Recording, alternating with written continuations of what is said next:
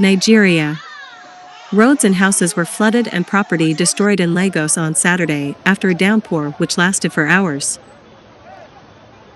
The rain witnessed in many areas of the state caught many residents and passengers unaware as they ran to shelter stands to avoid being soaked.